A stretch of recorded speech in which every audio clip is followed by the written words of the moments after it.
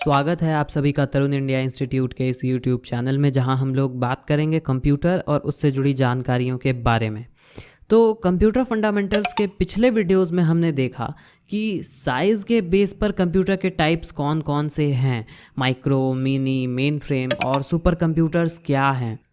यदि आप लोगों ने इन कॉन्सेप्ट्स को नहीं समझा है तो आप हमारे चैनल के प्लेलिस्ट्स में से कंप्यूटर फंडामेंटल वाली प्लेलिस्ट पर जाकर देख सकते हैं, लिंक आपको डिस्क्रिप्शन में भी मिल जाएगा। आज हम लोग बात करेंगे ऐसे कंप्यूटर्स की जिसका इस्तेमाल साधारण इंसानों की ज़िंदगी में बहुत ज़्यादा होता है। ये कंप्यूटर्स हर जगह मिलते हैं। इन्हें माइक्रो कंप्यूटर्स या पर्सनल कंप्यूटर्स कहते हैं। हम इसी पर्सनल कंप्यूटर के टाइप्स के बारे में आज जानेंगे। तो आइए खुद को खुद से थोड़ा और बेहतर बनाते हैं।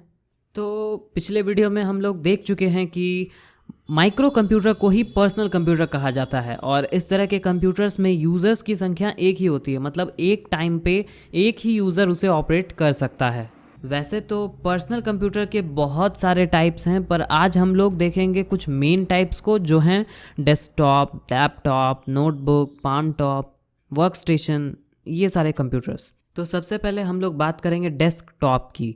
जैसा कि नाम से ही स्पष्ट है, ऐसा सिस्टम जिसे हम एक फिक्स्ड लोकेशन पर रखें, डेस्क पर रखें, तो इसलिए ये डेस्कटॉप है। और इस तरह के कंप्यूटर्स में अलग अलग के पार्ट्स होते हैं, जैसे मॉनिटर्स अलग से होते हैं, फिर एक कैबिनेट होता है जिसमें RAM, hard disk, CPU, motherboard, ये सारी चीज़ें अलग से लगाई जाती हैं, कीबोर्ड, माउस, ये सारी चीज़ें अलग से लगाई जाती हैं। एक फिक्स्ड लोकेशन पर ये सारी चीज़ें एकदम फिक्स कर दी जाती हैं हमेशा के लिए, और इस तरह के ही कंप्यूटर्स डेस्कटॉप कहलाते हैं।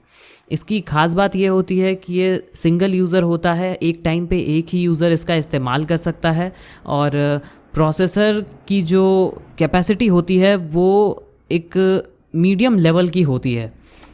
दूसरा है लैपटॉप। ये पूरी तरह से पोर्टेबल होता है, मतलब एक ही डब्बे में आपका माउस हो गया, CPU, माउस पॉइंटर एक पॉइंटिंग डिवाइस होती है, वो उसी बॉक्स में मर्ज्ड होती है, फिर CPU, फिर रैम, प्रोसेसर्स एक ही डब्बे में अटैच्ड होता है, उसका डिस्प्ले, मॉनिटर, सारी चीज़ें एक ही बॉक्स में बंद होती हैं और वो पूरी तरह पोर्टेबल होता है। आप एक जगह से दूसरी जगह उठा करके ले जा सकते हैं।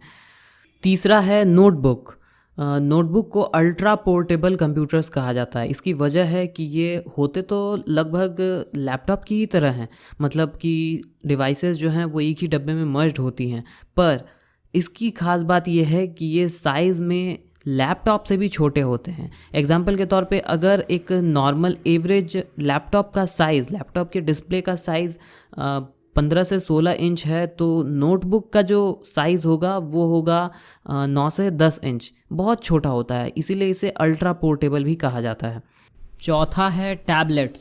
तो टैबलेट्स जो होते हैं वो भी बहुत ज़्यादा पोर्टेबल होते हैं। उसकी वजह है इनकी साइज़ ये 7 से 9 इंच के होते हैं, 7 से भी कम के टैबलेट्स आते हैं, और इसमें सारी की सारी डिवाइसेस इनबिल्ट होती हैं, कीबोर्ड, माउस, ये सारी चीज़ें पहले से होती हैं। माउस के लिए, माउस की जगह पे स्क्रीन टच का इस्तेमाल किया जाता है। आप टच स्क्रीन की मदद से कोई भी चीज़ कर सकते हैं, जैसे आप माउस से कर सकते हैं। कीबोर्ड भी टचेबल ही होता है, टच करके ही आप कीबोर्ड का इस्तेमाल कर सकते हैं। पर इसकी सबसे ख़ास बात यह है कि इसमें फ़ैन नहीं होता है, मतलब जैसे हमारे कंप्यूटर सिस्टम में, लैपटॉप्स में CPU को ठंडा रखने के लिए फ़ैन्स होते हैं, इसमें फ़ैन नहीं होते हैं, और इसी वजह से इसमें प्रोसेसर का जो लेवल है, प्रोसेसर की जो कैपेसिटी है वो बहुत कम होती है, मतलब ज़्यादा हाई लेवल का प्रोसेसर इसमें नहीं लगाया जाता है। और आप चाहें तो इसमें अलग से कीबोर्ड जोड़ भी सकते हैं, कीबोर्ड अलग से आप कनेक्ट कीजिए, यूज़ कीजिए, नहीं कीजिए, कोई फ़र्क नहीं पड़ता है, मतलब ऐसी सुविधा भी दी जाती है।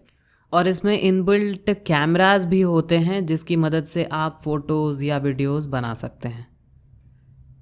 अब नेक्स्ट है हमारा पाम टॉप, यानी कि हैंड हेल्ड कंप्यूटर। इस तरह के कंप्यूटर्स में आते हैं स्मार्टफोन्स। तो स्मार्टफोन्स सभी जानते हैं, आप स्मार्टफोन्स का ही यूज़ कर रहे हैं, स्मार्टफोन पर ही आप ये वीडियोस देख रहे हैं। तो इस तरह के जो कंप्यूटर्स होते हैं वो बहुत ज़्यादा पोर्टेबल होते हैं, आप आसानी से जेब में ले करके कहीं भी घूम सकते हैं। इसकी ख़ास बात ये होती है कि ये पूरी तरह टच स्क्रीन टेक्नोलॉजी का इस्तेमाल करती है अपने इनपुट के लिए। बाकी सारी चीज़ें इनपुट, प्रोसेसिंग, आउटपुट नॉर्मल एक कंप्यूटर के कॉन्सेप्ट की ही तरह है। इसमें भी कैमराज होते हैं जिसकी मदद से आप फ़ोटोज़ और वीडियोज़ आसानी से बना सकते हैं। आप वीडियो कॉलिंग का भी इस्तेमाल कर सकते हैं, वीडियो कॉन्फ्रेंस कर सकते हैं। आखिरी है हमारा वर्क स्टेशन।